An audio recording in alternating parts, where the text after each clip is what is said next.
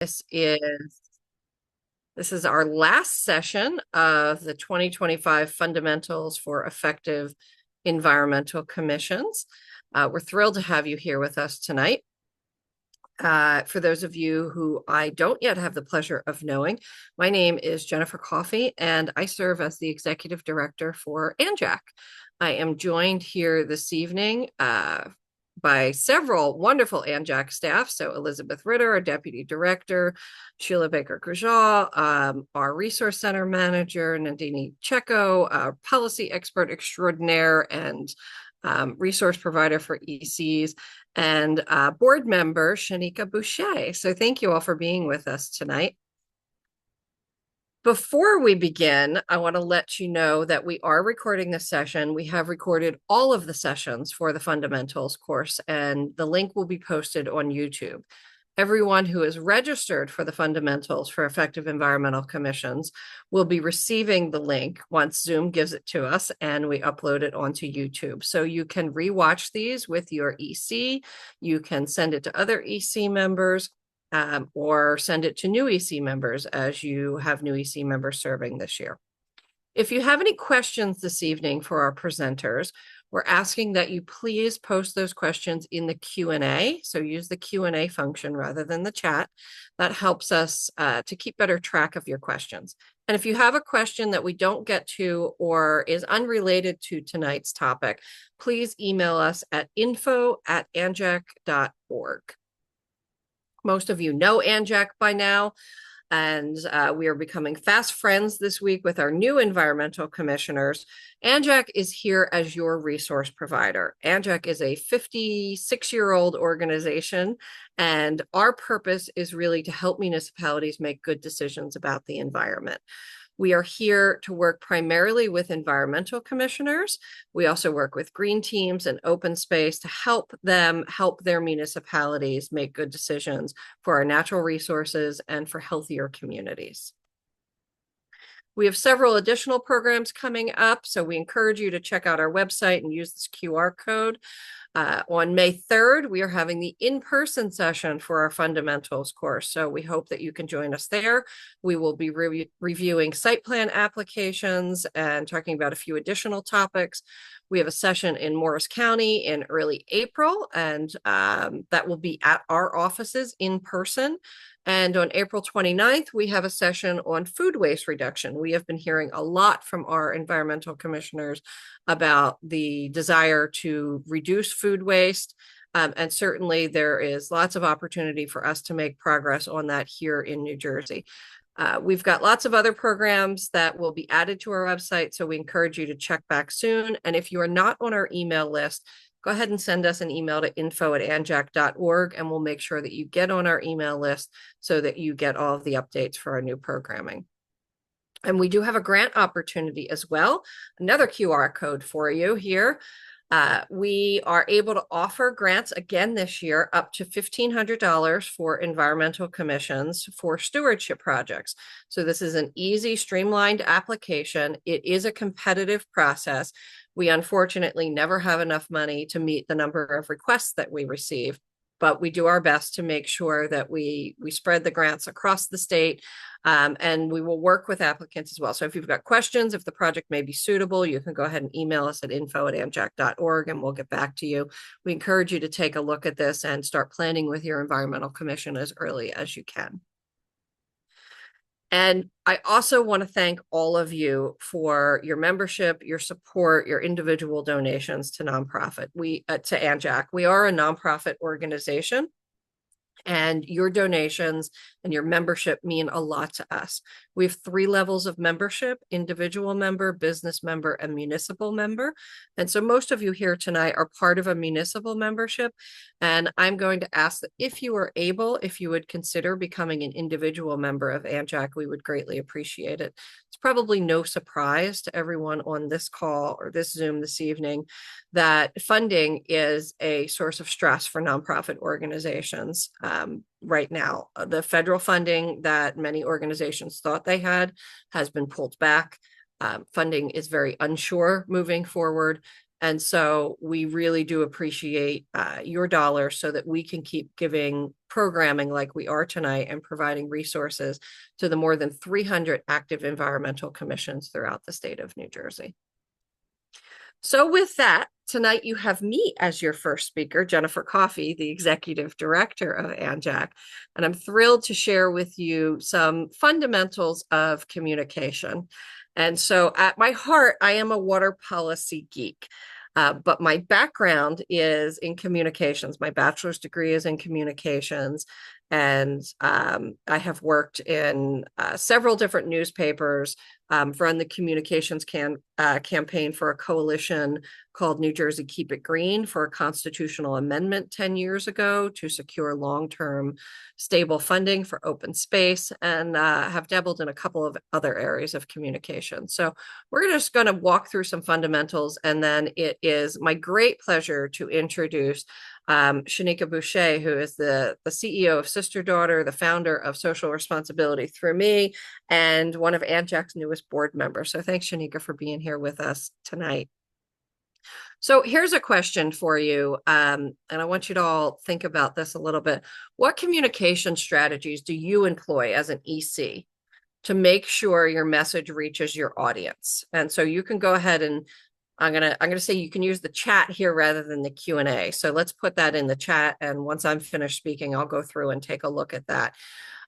We don't often think about, or some ECs don't often think about, their communication strategy, right? We're also focused on the problem, the thing that's on fire that we're trying to fix at this moment. Or we might be thinking about, when we have time, the longer term, bigger systemic problems that we have in our community and what can we do to address those. But communication often falls to the wayside. Communication is key in building our constituency. And yes, as an EC, you have a constituency.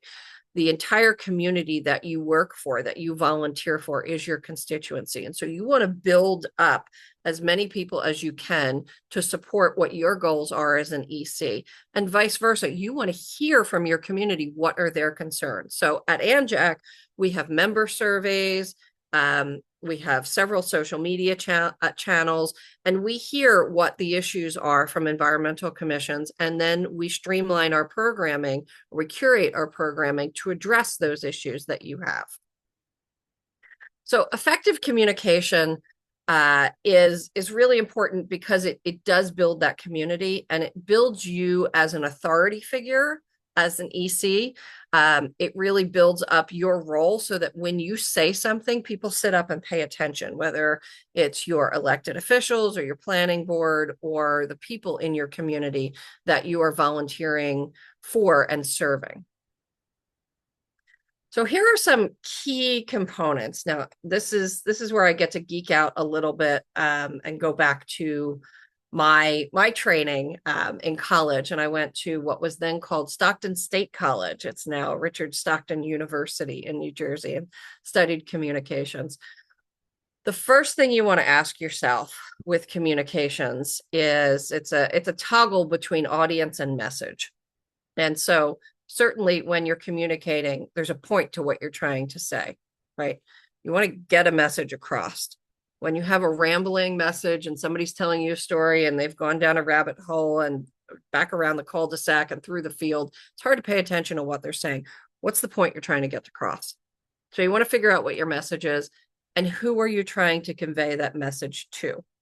These are pretty basic things, but they can often get lost in the very complicated systems and problems that we deal with in New Jersey and in the environmental and healthy community fields.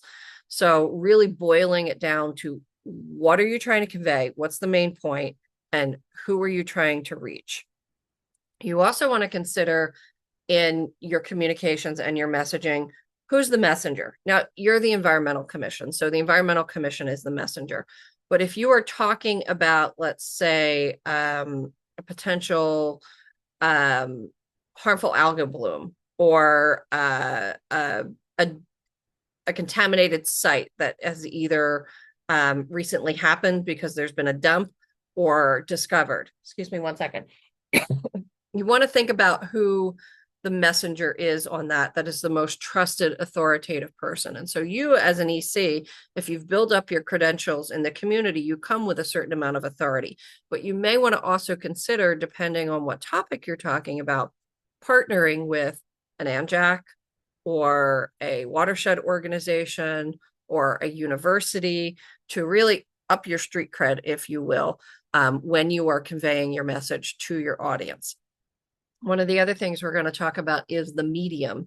And this picture it's on my right anyway, really, I think, conveys a non-traditional medium. So how are you going to reach these people? You've decided what your message is, who you're trying to reach, who the best person to deliver that message is. How are you going to deliver it? So there's lots of opportunities, right? There's all kinds of social media that we have. There are in-person presentations, meetings, and we're going to talk about them a little bit. But communications doesn't always have to be words. So this is a great project that the Newark Environmental Commission did with volunteers. I think they might have partnered with the Scouts in this one and painted their storm drains. Now, you want to check with your municipal officials and your administrator before you go out there and just start painting the town, because some municipalities don't allow it. But this was a great community project. And this certainly conveys a message, right? We've got this really cool, happy looking octopus now that's painted on the street. And so you're walking down the street, you can't help but notice it, right? And you say, what is that? And then you start looking at it and go, oh, why is there an octopus in the middle of Newark? Oh, there's this drain here. And so it starts to convey the story of what goes down this drain goes to a water body. And so I really love this project and I love this photo because I think it's beautiful. I think it's fun. I think it's engaging, and it doesn't have any words associated with it. There might be a label on there, but you get the idea. So now we're really geeking out, and you're going to have to give me your indulgences, please. I beg you. We're going to talk a little bit about Greek philosophers. And so this goes back to Aristotle and the basics of how to communicate an effective message.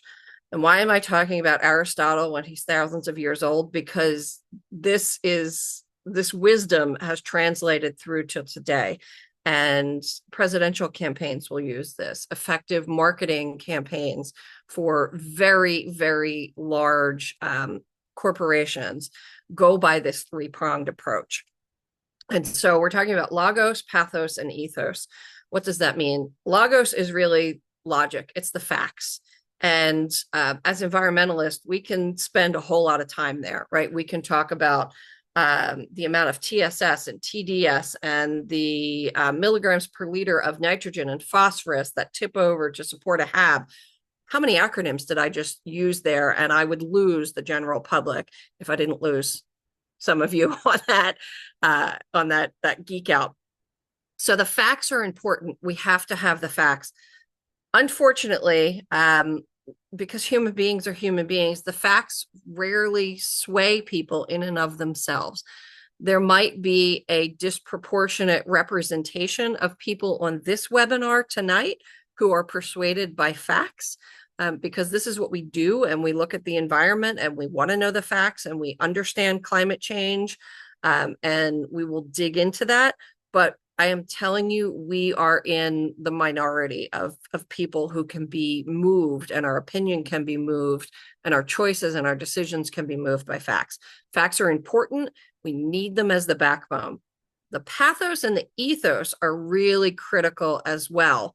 The pathos is really about understanding what motivates your audience. And so the best example I could come up with here was if you were going to speak to a parents group, you want to think about how whatever message you're talking about, if I'm talking about HABs, harmful algae blooms, I want to talk about how exposure to a HAB may impact children.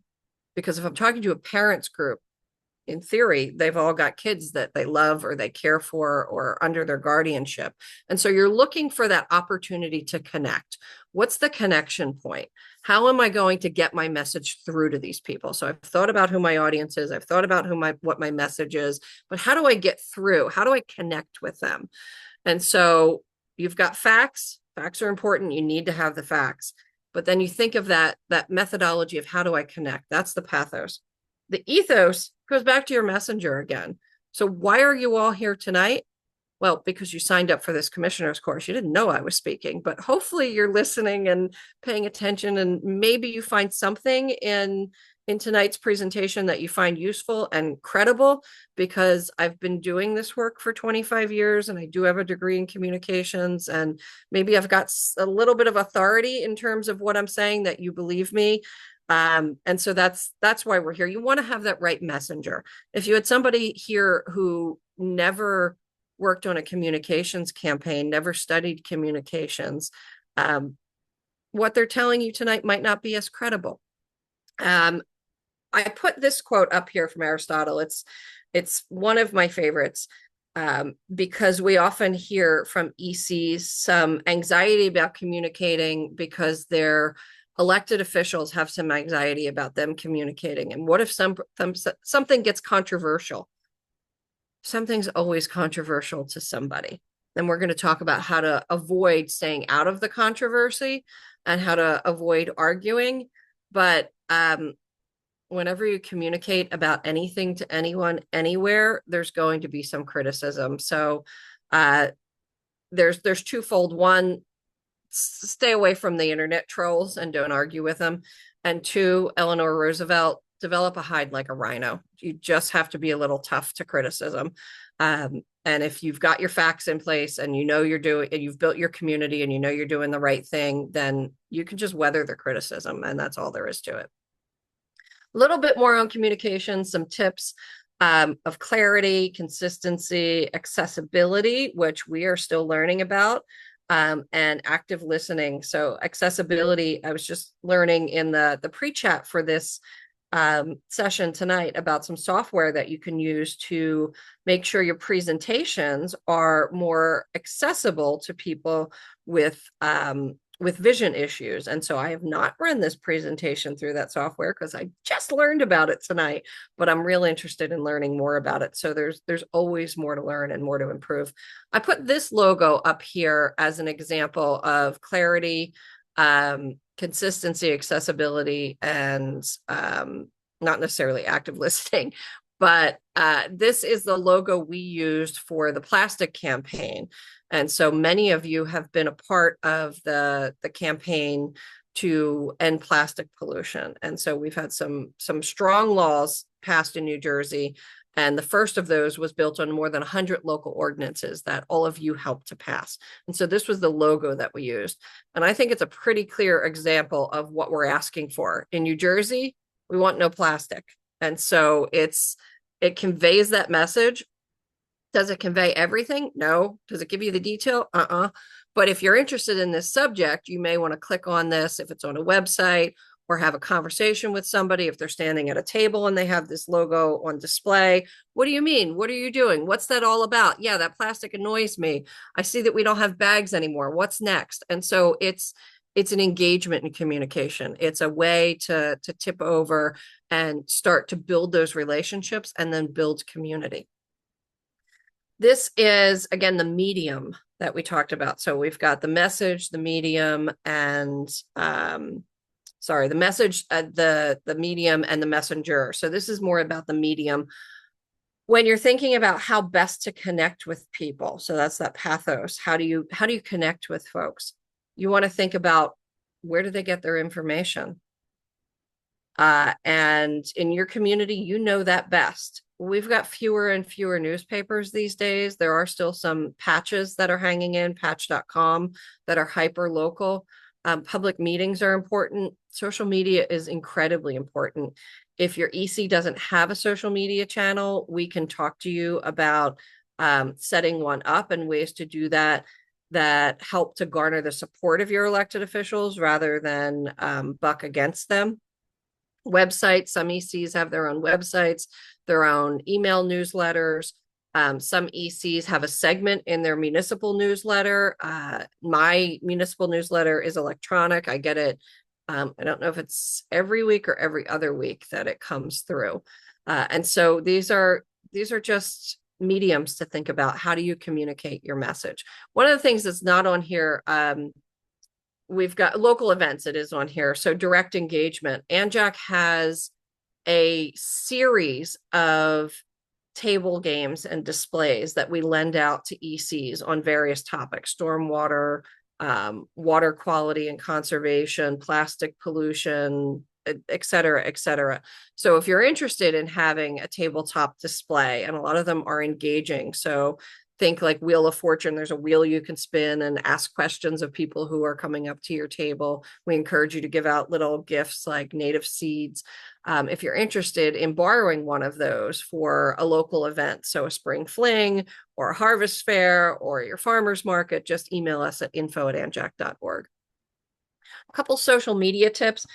My number one social media tip for ECs is make sure that you are creating your social media channels or pages with the blessing of your municipality. I do not encourage you to go rogue here. So you really want to make sure that your governing body is supportive of you having a Facebook page or a Blue Sky page or an Insta page. And some ECs have had to create memorandums of agreement with their municipalities. So there's an understanding that you are going to amplify municipal messages. You're going to amplify DEP messages. You may amplify messages of your local watershed group.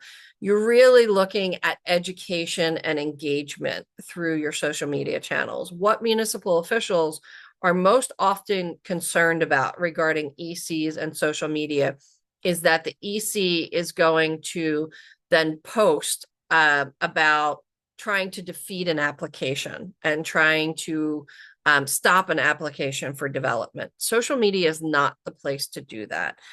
We will talk about site plan applications in May when we get together. And if you want to talk about engaging in site plan applications and engaging with the planning board, that's really a session that we did last evening. So you will be getting the link for that and you can go back and review it. Social media is about outreach, engagement, education. It is not a place and it is not appropriate. And quite frankly, it is not legal for ECs to move forward and try to stop a certain development application using social media. What are the social media channels? Well, you know them. We've got Facebook, Blue Sky, Instagram, YouTube. There's also X. ANJAC has moved away from X for various reasons. It just doesn't work well for us at this time. If you decide it works well for you, then go for it, but figure out what your platforms are. You don't have to have all of them. Some of the best advice I ever got on social media was figure out the ones that work best for your audience and use those, lean into them. There's so many and there will be more. There's TikTok, there's so many. Figure out what would work best for you. If your municipality already has a page on some of these platforms, then that probably makes sense for you because you can easily translate over some of their following to an EC page following. And really, these are examples of how relationships build success. So when you communicate about your work, ECs do fantastic work. You do stream cleanups, you do education, you do trail restorations, you ECs during the height of the pandemic were doing food drives. There's a phenomenal work. You do flood mitigation projects. Talk about it, talk about it, talk about it until you're blue in the face and you feel like you've talked to everybody you possibly could talk about it, and then talk about it about 10 more times. Because even when you think you've gotten your message out, there's somebody who's going to say, hey, I just heard about this thing. I've talked about things sometimes for 5 years and somebody will come up to me and say, hey, is that a new idea? I just heard about that. And I'll go, it's been around for a little while, but we're excited to have you excited about it. And so you just have to keep repeating the message. Just because you've talked about it once or twice, your project, your goals, what you're excited about, doesn't mean that everybody has heard it. And some other strategies for engaging audiences. I talked about this a little bit earlier with accessibility, and I'm excited to learn about the software that can help us make our PowerPoint presentations more accessible to people who are visually impaired. You also want to think about having materials available in the languages that are most prevalent in your community. So obviously we're coming to you here tonight in English language. We have several ANJAC staff who also speak Spanish.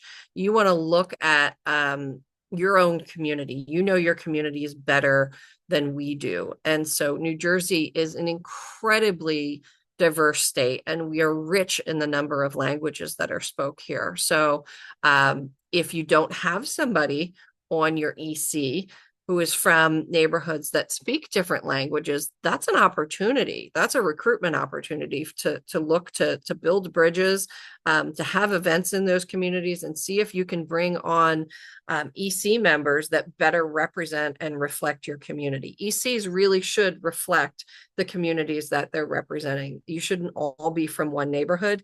Now, if you're a very small municipality, you're a half a square mile, you're kind of all the same neighborhood, but many of our municipalities have wards and districts. And so you want to think about your makeup and make sure that you've got representation, and that will help to naturally lend itself to having more diverse communication. So this is really a summary of effective communication. You want to know your audience. You want to think about your audience, your message, your medium, your messenger, and then evaluate. Are we getting through? Are we building support for the EC? Are we seeing more people coming out to our events? Are we increasing following on our social media pages? What's happening? And if it's not, just reevaluate, and you might need to just tweak the system. The great thing about having ANJAC on your side is we've been through this with a number of environmental commissions over the years. So you can always call us or send us an email at info@anjac.org and say, hey, we're trying to do better on our communications. We've tried a couple things and we'd like to get your feedback on it. Can we set up some time with a staff member to chat? Sure, absolutely. We'd love to do that. That's easy for us to do. This is one example of the Somerville Environmental Commission and their annual report. You should always be thinking about having an annual report and presenting that annual report to your governing body. So I'm going to give you a second to go ahead and use the QR code here if you want to open that up on your phone so you can take a look at it later. But they have some really beautiful imaging that they have in their annual report to summarize the work that they are doing. And so this is easy to read. These graphics are easily picked up and then included in a municipal newsletter, included on the township social media page, included on your social media page. The other advantage of the EC having social media pages is that ANJAC will then follow you and we will share your work. So you get an even wider audience. We really want to share the work that environmental commissions are doing so that other people know how impactful it is to be involved in protecting and restoring your local environment and creating healthier communities. So ANJAC, this is where we are on social media. So if you're not already following us, please follow us. Facebook and Instagram are where we are most active. Our recorded sessions go on YouTube, and you can reach us at info@anjac.org. So with that, I am going to say thank you for this evening, and I am going to turn it over to Shanika. Shanika Boucher, who is ANJAC board member, CEO of Sister Daughter, founder of Social Responsibility Through Me. I am exhausted just thinking about all of that, and really community advocate extraordinaire. So Shanika, former councilwoman of the city of Camden as well. We're thrilled to have you on our board and thrilled to have you here tonight. So I'm going to turn it over to you, and you should be able to share your screen. Absolutely. I definitely will share my screen Awesome. now. Excellent. And if you've got questions, go ahead and pop those in the Q&A. And after Shanika is finished presenting, then we'll open it up for some response to your Q&A. Thank you. Awesome. Thank you so much, Jen. It is a pleasure being here to present as an ANJAC board member, but as well as just being welcomed by Jennifer and the team at ANJAC. Tonight, I am here to really go over strategies for community engagement. And I have, I would say, a particular specialty in engaging people in overburdened communities. So, like Jen already mentioned, I am the founder and president of an organization called SRTM, which basically means social responsibility through me. We founded it in 2010, and the focus of our organization is really around youth. But one of our prongs that we have is also environmental education, where we work on environmental justice with our youth. So here are a couple of pictures that I have. And I wanted to highlight this in our as one of our main strategies that we use in terms of tips, because I'm going to go over the tips before I go over the barriers. I always like to start on a positive note to give people that energy as we start to discuss what we can do before we even go through all of the things that potentially could go wrong as you try to do this outreach. So one of the things that we generally do with youth is we try to make sure that we figure out who wants to be involved. So when we go out to engage the community, we make sure that we're talking to people who actually have interest. A lot of times people get extremely frustrated when they start reaching out because they find that the people that they're talking to, they're trying to spend a whole bunch of time convincing those folk. So one of the things that we do here and how we do our outreach is we typically go to community door to door. We usually use youth to do that. We ask people if you are interested in certain types of issues. We use that information to know how to better engage those people who are interested in particular issues, even around the environment. So for us, if we're doing work on stormwater, we might just talk to neighbors who are interested in flooding and issues and solutions around that. If we are doing stuff that is around tree planting, cleanups, air monitoring, whatever that may be, or even environmental commissions, because that's the work that the students that you see in these photos did this summer. But we actually go there and we talk to we do what I would say is community assessments and community surveys to make sure that we are talking to people who are actually interested and that we don't spend time further aggravating people who may not have the time for various reasons, so that when we are communicating, we're making sure that we are communicating to the right audience.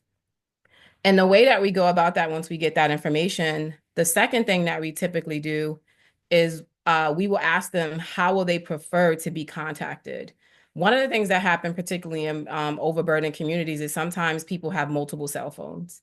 And so we just try to make sure that we have various ways of communicating with the people that we are going to be working with. But we also want to make sure that we are communicating them in a way that they will actually get the information. And so when we went out and once we surveyed and did our community assessment, we found that a lot of people prefer text messages. And through our text message platform that we actually purchase, and we can see how many people actually will open up those text messages or come out to a meeting or event after we send those text messages. And we find it to be a very effective way of communicating to people, especially when you want to get various types of information out to the community. And so doing that type of outreach does take a lot of resources. But one of the things that I will say is when we had our youth go out, we only had about 4 go out and do these. So we actually make sure that we plan as much ahead as possible to make sure that we can actually meet any of the goals that we have. But like I said, we spend a lot of time to find out who was interested. And one of the things that I would like to say to everybody is people get frustrated if you only get 1 or 2. That is a good amount of people. Because although you see a lot of youth in this photo, we actually divided them up into various different projects to do various different parts of the outreach so that everybody wasn't working on the same thing and everybody, again, was working on the things that they were interested in. So this group of young people that you see here, a lot of people don't think that you should include organizations that you may feel like are doing wrong, but that is not our philosophy. We are completely inclusive. So we actually took the young people to companies that are actually polluting as they were studying air quality, and they were working on air quality just so that they can understand how those organizations worked and any issues that those organizations had. So that was a part of our involvement process as well, is that we generally don't leave people out of that involvement. And we do outreach to everybody just to see if people are interested and they will let us in, so that as we do our outreach and communication, we have as much information as possible. We use research and we make sure that in that research, we are being as objective as possible. And so you'll see through some of these photos, we take action as well. So one of the things that we found in the outreach that we do, people don't want you to constantly come to them and just constantly talk about things that you could do. People want you to take action. And as you see here, the reason why I showed this with the young people is because we were working on air quality projects. But the kids came up with some solutions that we did research on. It was correlated, and it said one of the things that we can do about bad air quality is plant trees. And so some of the kids in this video is actually in kindergarten, first grade. This group of kids in particular, just students in K4. And they planted 34 trees around their schools for various reasons. Some of them because they just want shade and it's really, really hot. But a lot of them because they actually were doing this research, they were engaged in this curriculum, and they thought that it was something that they could do. They actually told us that they could do it. We weren't really sure. But as you can see, even someone this small can be a part of your team and a part of your outreach. So you don't ever want to count anybody out. And those small little tasks, even if it is something is really important, and I will honestly say, people want to have something tangible at the end of it. So we utilize things like this to be a part of the pilot. And it helps when you're going to discuss projects with, I would say, if you have to work with government officials, if you have to work with any other leaders in the community, can always point to something that you were able to do successfully as a project that you ran that you can always utilize to show and demonstrate that you're able and capable of getting something accomplished. So we just like to show people that even when you do community work like this and you're doing your advocacy and outreach, you always have to tell people that this isn't just going to be something where they're going to constantly be stressed out by trying to change minds. So you have to show that it's fun. So I always like to show kids because in all the work that we do, just to remind you again, we utilize kids, but environmental work can be absolutely fun. The engagement and the advocacy can be absolutely fun. And so you want to make sure that you show the people who you are trying to recruit to get involved that not only are they going to be doing something great for their community, but it can also be something that they enjoy, that they have a really good time in, something that they're going to be able to use in the future, that they're going to be learning opportunities. And so I would say as you try to recruit them, it just gives them more opportunities to feel interested, more opportunities to feel useful. And then it doesn't really feel like a burden because it really becomes more of a hobby. And then it's something that they could potentially look forward to. So this is just a little video because again, I always like to just, kind of show. So hopefully it will work properly. So I'm going to just play it, but I just wanted to really show you. And if you give the commissions and you do your outreach, you really want to point out for people what specifically can they do? What can they put in their own hands? So yes, you're going to do outreach. You're going to be talking to people. Some people may say yes, some people may say no, but you always want to show people, again, what is that tangible thing that they're going to be able to come up with? What is that tangible thing that they're going to leave with? So I always like to give those demonstrations and always invite people, but this will just show you a little bit of, what the students were able to do for clean air because they decided that they were going to tackle this and they decided that they were going to engage people. But at the end of the day, they knew that it was a project that they were going to take on either way, and they did the work on their own. So I just want to show you a little clip. And in this clip, you will see how engaged they all are.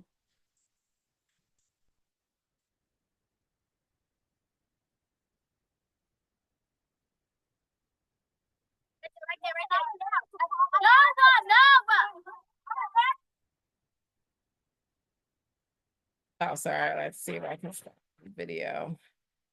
Sorry about that with the video. But as you can see, the level of excitement that you have, and although obviously kids sometimes show a higher level of excitement, but I don't think that it changes in community engagement when you get people interested in doing something that they become really excited about.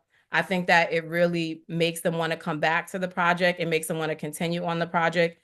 It makes them feel like they have a sense of accomplishment. These trees are around their school. So as they're going to be in the community, they're going to have something specific to point to that they actually accomplish of something that they were really trying to get done. And so I would just say, no matter where you are in the process, when you think about community engagement, you always want to make sure that people walk away feeling like they have something that they accomplish. And it's something that they can take into their own hands. So that's just say, once they do their advocacy and they do their outreach, they're reaching out to people. Maybe everybody's not interested.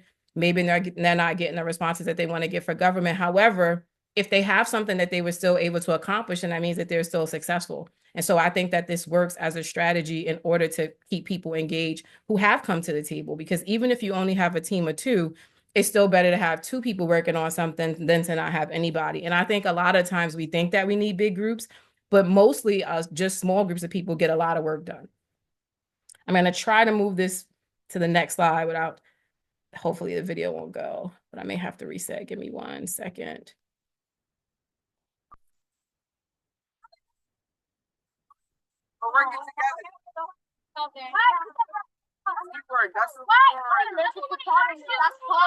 Sorry about that.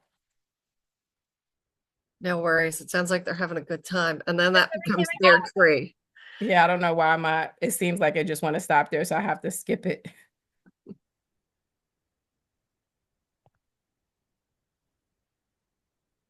Okay, I'm ready to go back.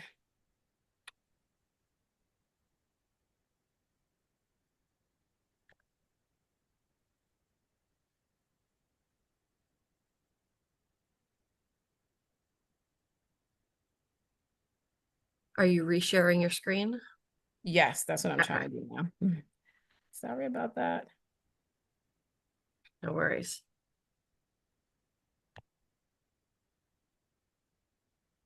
So the last thing that I wanted to kind of really highlight for everybody too is the building coalitions and utilizing partnerships. So the reason why I put this photo up is because as a part of the strategies that we take for community engagement is, yes, sometimes you have to reach out to various partners. So in this picture, it probably was about, I would say about 10 different partners, including universities, elected officials, people that do community gardening, people who are in the federal government, you have school leaders, you have just various groups of people. And I think that that becomes extremely important when you're thinking about doing community outreach, because you also need those coalitions to, what I would say is to create levels of consensus and actually really to just continue to build upon the work, right? Because I think sometimes you get a little bit stressed out when you're doing this work if you don't have partners. And then what we were able to do is utilize some of our partners actually to build the case for the work that we were doing. So we partnered a lot with the universities, Rutgers and Rowan University, to take on a portion of the work. So when we went to go do our advocacy in front of our council people, we weren't just going with the data that our organization said. So I think that in partnering with that, you actually are able to make your case more credible when you have various organizations who will also come up and support the work that you do. So I think that when you're thinking about partnerships, you really want to be strategic about who you're working with. But I think that you definitely need to have partnerships. So when you're really trying to gain more momentum in the community, you can also even tell people, hey, I'm working with these partners. And the cool part about that is that people generally connect to different organizations. So for instance, in Camden, if you have what we do, if we have like a local stakeholder and people are extremely familiar with that local stakeholder, they will be more likely to trust that local stakeholder. Or there are sometimes when you're working with universities, when you talk about research, when you think about all of the things that they produce, people find them to be objective and credible. And so when you're making your case and saying why something is important, they also will believe you and the work that you're doing because you have a big name behind you like Rutgers or Rowan, and it's just not coming from you. So it doesn't feel subjective. It doesn't feel like you have your opinion. They believe in the science of the work that you're able to produce. And I'll just show one. Well, let me see. Have another slide. So again, we took young kids in this age group in particular were kids from 10 to 20 years old, and they went to city council and they did some advocacy, and they were able to talk to the councilman about why they think things should be changed. They wrote everything. They went up and they gave their own speeches. They did all of the research. They worked with these partners. They knocked on those doors. They went out every week and collected the data points that they put together before they can talk to the councilman. And they scheduled this stuff on their own. So I would honestly say in your advocacy, we had to find people even in city government who we thought would be open to listening. So it wasn't just this council person, but you want to really try to find allies in the work in your advocacy. So again, even in building your partnerships as well as in building your advocacy, you want to find people who have been supportive to the work before, even if they're not supportive of your whole agenda, even if it's a portion of your agenda. So when we do our advocacy and outreach, that is what we do. But one of the things that we also do is we go to their space. And so we occupy their space as much as possible, as long as they will allow us to, so that it can feel like a true, genuine partnership. So in our advocacy, one of the things that we absolutely do, probably we may annoy them a little bit, but we just make it so that they have to see us and that they have to hear us. And I would just say, even if people are shy to go in front of governmental entities or do certain types of advocacy, as you see in this photo, we have very young kids. And on this next video, you will see the person who actually gave the testimony was the 10-year-old. So he was the youngest person in the group. but he was really passionate about it. He suffers from asthma. So even in your advocacy, you want to make sure that the person telling the story is really impacted by what is happening. Like that, it really is a true testament to their lived experience. And I think that and those compelling stories seem to hit a little bit more when you're advocating for a change. So in our next video, in the next slide, you'll see, hopefully this video plays. It's a little bit of a wonky video, but you'll see everybody's looking around because they're amazed at how brave he is and willing to give his testimony and what he thinks they should do. You may not be able to hear it, but I really want you to be able to kind of just see the sentiment of how serious he was about his advocacy and how much he cares.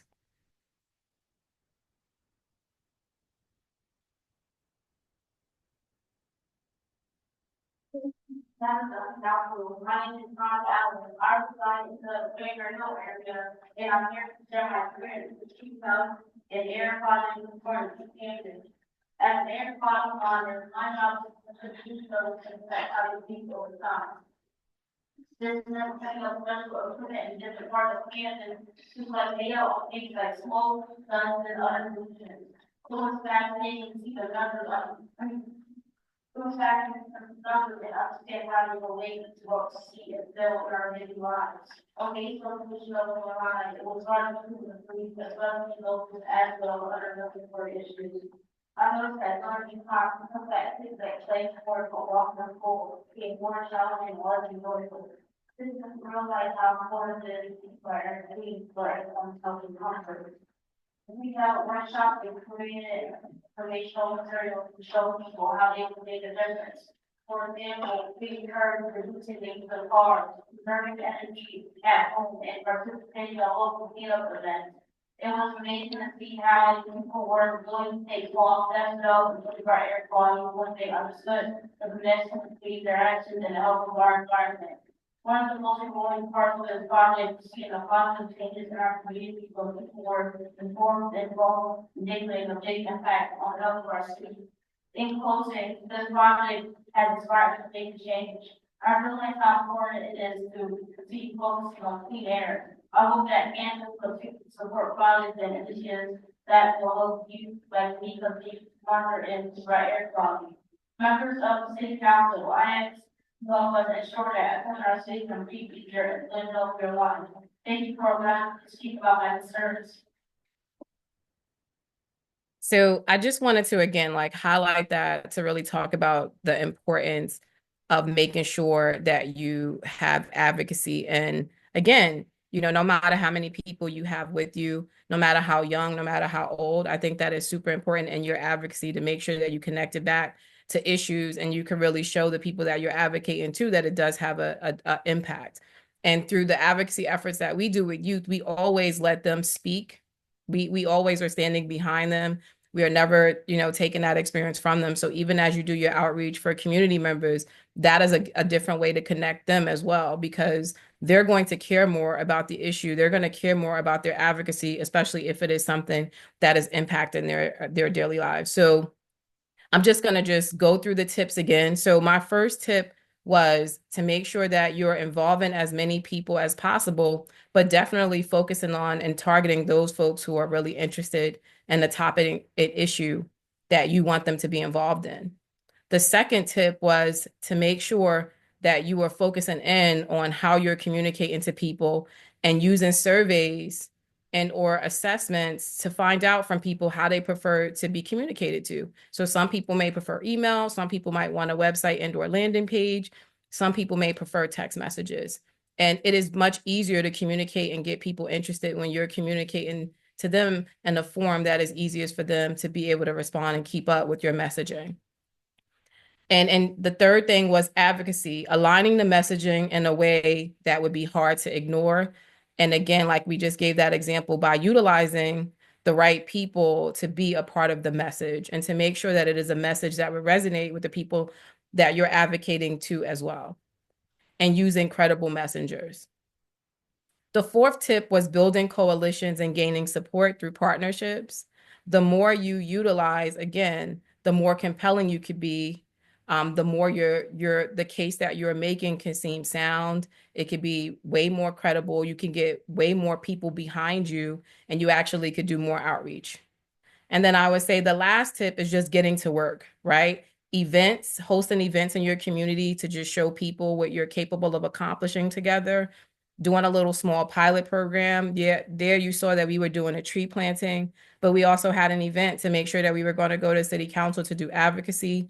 We also, even we made an event when we were going knocking on doors to sign people up or just find out what was happening. So it doesn't have to really be big, but it could be as big as you need it to be to get people to care and to get people active and to make them feel like they're doing something that is going to be important for their community, something that is going to make a difference. Even if it's a small difference, it really is important. So the last thing that I wanted to cover was the barriers. So this type of work definitely isn't easy, and that was the reason why I wanted to give the tips first. As it pertains to barriers, most of the time there's a lot of competing interests for everyone, right? When you do community outreach, you may find that a lot of people don't have the time. They have their families that they have to take care of. They have to work. It may be all kind of different things that become a factor. If you're doing the outreach that we're doing, if you're trying to go to talk to elected officials, the time that they're in their offices may not be aligned to the time that you get out of work. And this is the reason why when you are recruiting people, you need to figure out who is available and how can you get that message and what do you need to do. But those are some of the barriers that you may encounter. But to that was the reason why we always talk about having events, making sure that you have coalitions, whoever you're talking to, whether you have to go to corporations, whether you have to talk to elected officials, they can't ignore large coalitions of organizations who are coming together on a particular issue and or topic for long. Maybe they start, but after a while, you gain more momentum, you gain more trust, and then the community is willing to do their advocacy. It becomes extremely hard to ignore.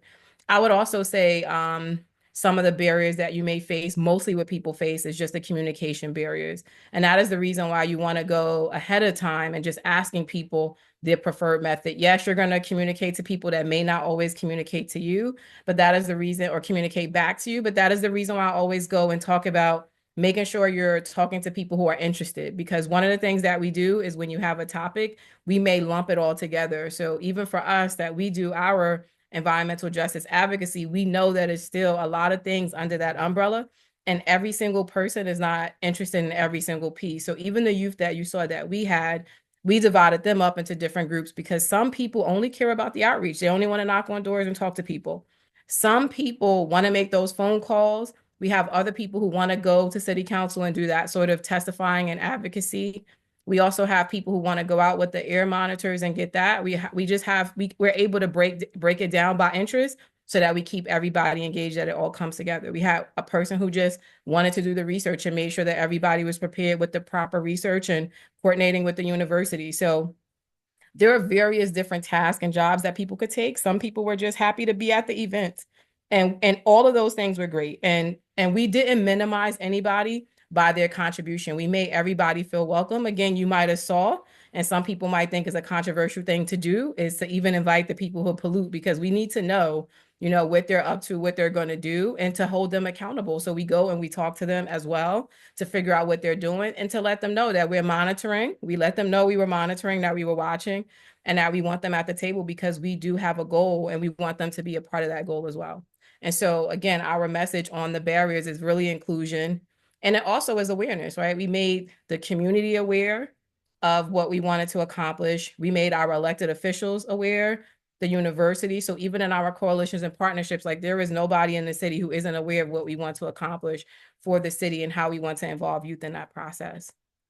So those are the strategies and tips that we use in community engagement. These are things that have been effective for us, even in the overburdened community where people think that there isn't a group of individuals who really care. We are able to prove it over and over again through various means that that isn't true. And we are able to document our success. Some people may think that it's small. We really feel like it is big because we think that we're moving the needle in Camden. But we just use these strategies over and over again.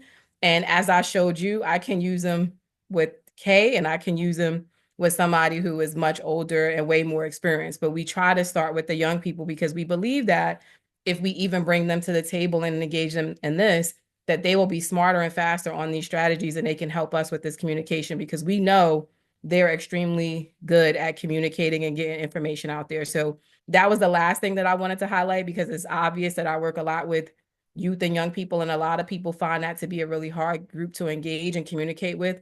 But I think not when you're clear on what you want to accomplish. They have no problem telling you where they want to work. So I think that also, as another tip, is to involve them, is don't leave out your young people in your community.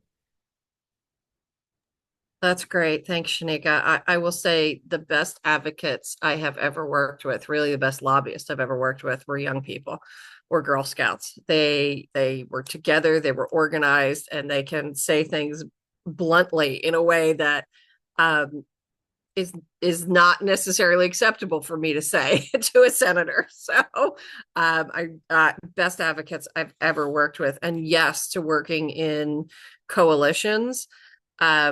I know we are at a tipping point of getting a new piece of legislation, whether it's on stormwater or flooding or funding, when we're advocating on behalf of ECs. When I hear legislators start to ask me, will you call off your people? And then I ask, well, is this going to come to a vote? And if I get a process answer, well, we have to, then we double down and we ask for more phone calls and more emails. And because we know we're getting real close at that point in time, because they can't say no forever when you are organized. So we're going to go maybe like 5 minutes over tonight and get through a couple questions. So I don't know, Sheila or Deanie, if you want to go through and read the questions to us that are in the Q&A. That would be great. Sure. So the first question I have here is, how do you approach your town about getting your own media channel? Currently, the poster says they essentially post items to a town website through the town secretary. It's not blocking, it's not in the flow of, say, Instagram or Facebook. Okay. Yeah, that's a great question. So I would say, one, put together a proposal. And it doesn't have to be, super detailed, but why do you want your own Facebook page? Or why should the EC have their own Instagram page? And examples can be because you want to post more frequently. You want to post, daily or 3 to 5 times a week, promoting your EC's projects, promoting issues that are important in the town. We're going to be talking a lot about drought coming up. DEP has a social media toolkit to educate about drought. I've worked with them on developing that. You want to promote opportunities in the town for engagement. And so why do you want your own social media channel is the first. And then you may need to develop some guidelines to reassure the municipality that you're not talking about active site plan developments. This isn't about that. This is about hey, get out, the such and such trees are blooming, come enjoy our open space. So it's really about promoting the resources and opportunities that you have in town. Put that proposal together and then ask if you've got a council liaison. I would ask your council liaison to have a meeting and say, hey, can we talk about this before you come to the full council? This is something we'd like to have, and I'd like to have a conversation with you on it. If you need more detail than that, email us at info@anjac.org and we can talk to you about it offline. Great. Another question we have is, can you discuss ANJAC's stance on having a nonprofit, sustainable, and an insert name of town group that works alongside an EC to accomplish some things where a municipality is limited in terms of outreach? And sorry, Shanika, I should have asked if you had other things on that previous question too about getting a township, getting an EC page, if you had anything to add there, and then I'll get to this next question. Okay. So working with a, say, sustainable insert name of town, take help where you can get it.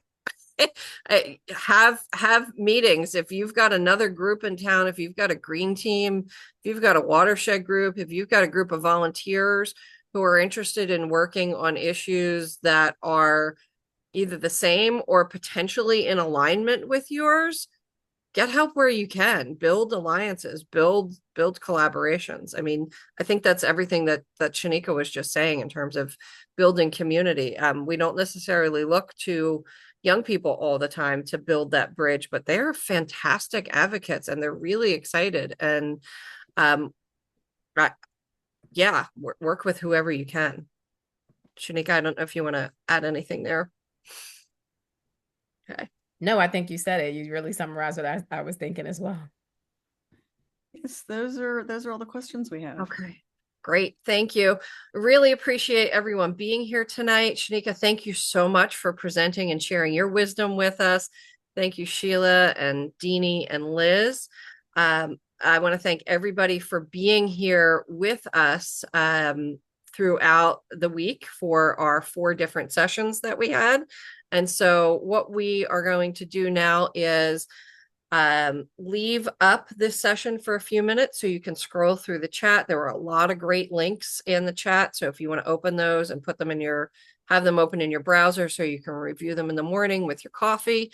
We're going to leave that. These sessions will be emailed out to you as soon as Zoom makes them available to us. We'll get them up on YouTube and we'll send you the links. So I encourage all of you to share these sessions, and I want to thank you for everything that you do for your community and for our environment, and wish you well and encourage you to stay in touch with ANJAC. So thank you and have a wonderful evening. Take care.